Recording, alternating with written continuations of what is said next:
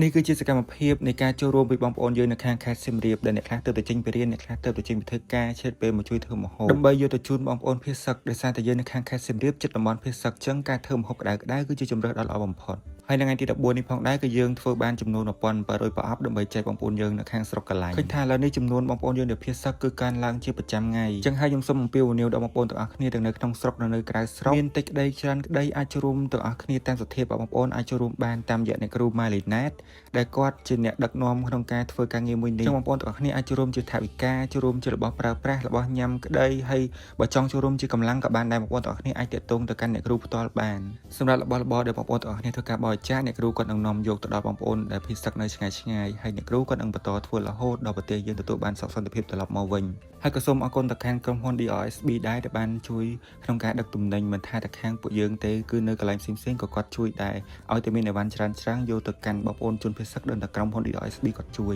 ហើយក៏សូមជូនពរដល់បងវីរៈកងទ័ពទាំងអស់គ្នាឲ្យមានសុវត្ថិភាពត្រឡប់មកមាតុភូមិយើងវិញ